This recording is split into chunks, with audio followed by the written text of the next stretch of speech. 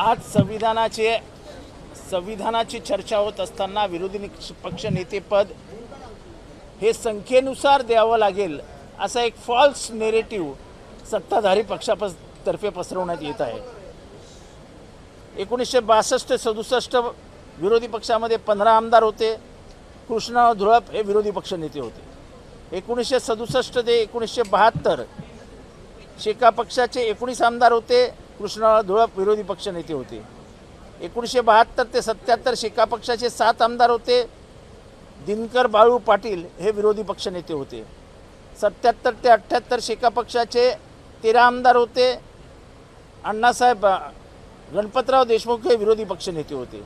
81 ते 82 जनता पार्टीचे बबनराव ढाकणे विरोधी पक्ष नेते होते। आमदार 17 होते। 82 ते 83 विरोधी पक्षाचे 9 आमदार होते। दिनकर बाळू पाटील हे विरोधी पक्ष नेते होते। 86 ते 87 जनता पार्टीचे 17 आमदार होते। निहाल अहमद विरोधी पक्ष नेते होते। 87 ते 88 शेका पक्षाचे 13 आमदार होते। दत्ता पाटील विरोधी पक्ष नेते होते। 88 ते 89 जनता पार्टीचे 20 आमदार होते आणि मृणालताई गोरे या विरोधी पक्ष नेत्या होत्या। 89 ते 90 शेका पक्षाचे 13 आमदार होते आणि ॲडव्होकेट दत्ता पाटील जे अलिबागचे होते ते विरोधी पक्ष नेते होते। ही महाराष्ट्राची परंपरा आहे। खोटं नाटं सांगून तुम्हाला संविधान पायदळीत उडवायचं आहे, तुम्हाला संविधान मानायचंच नाही, आपल्याला मनाला येईल तसं विधानसभा चालवायची आहे म्हणून खोटं नाटं सांगू नका। आम्ही पुराव्यानिशी दाखवून दिलं की जेव्हा जेव्हा काँग्रेस प्रचंड शक्तीनिशी प्रचंड बहुमतात आला कधीही विरोधी पक्षाचा आवाज दाबण्याचं काम काँग्रेसने केलं नाही। काँग्रेसचं विचारच प्रचंड लिबरल आणि प्रचंड मोठ्या मनाचे असतात। कबरीपासनं कामरापर्यंत हे अधिवेशन संपलं। बाकी कोणाला काय मिळालं हे धुंडो धुंडो रे साजना ते गाणं म्हणावं लागेल। काय मिळालंच नाही।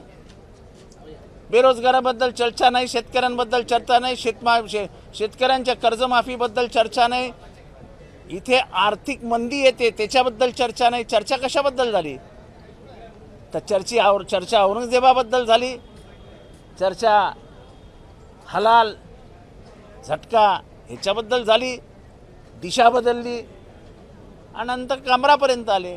त्यामुळे चर्चा कशावर झाली आम्हाला गांभीर्याने महाराष्ट्रामध्ये चर्चाच करायची नाही, कारण का आम्ही विधानसभेच्या रणांगणामध्ये लोकांना खोटं सांगून आलो आहोत। का नाही 3100 रुपयावरती बोललात? का नाही शेतकऱ्यांच्या पूर्ण कर्जमाफीविषयी बोललात? खोटं सांगून निवडून आलेले आहेत। आता निवडून आल्यानंतर 5 वर्षांनी बघू।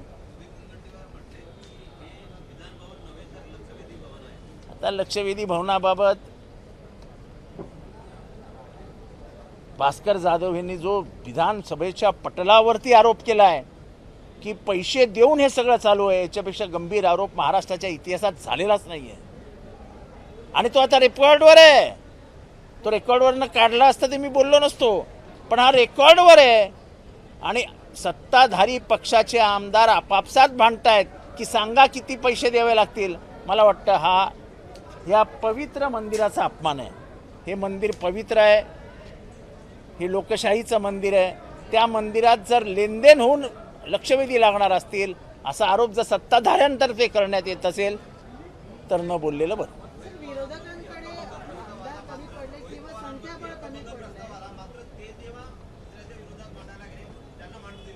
नाही मग तेच सांगतो ना की तुम्ही एखाद्याला टार्गेट करून तुम्ही त्याला बोलूच देणार नाही असं कसं चालेल?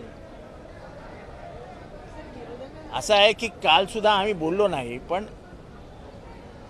पत्रकार चर्चा करतात, पत्रकार एकमेकांशी बोलतात, पत्रकार पुन्हा आम्हाला फोन करतात। आता आम्ही काही कॉन्ट्रोवर्सीमध्ये पत्रकारांना फोन केले तर तुम्ही ते रेकॉर्डवर घेऊन जर सांगितलं की पत्रकारांशी हे बोलले, चुकीचं आहे। आम्ही सगळ्या पत्रकारांशी बोलतो, पत्रकार आमच्याशी बोलतात। हे जे भीती दाखवण्याचं काम आहे हे लोकशाहीला मारक आहे।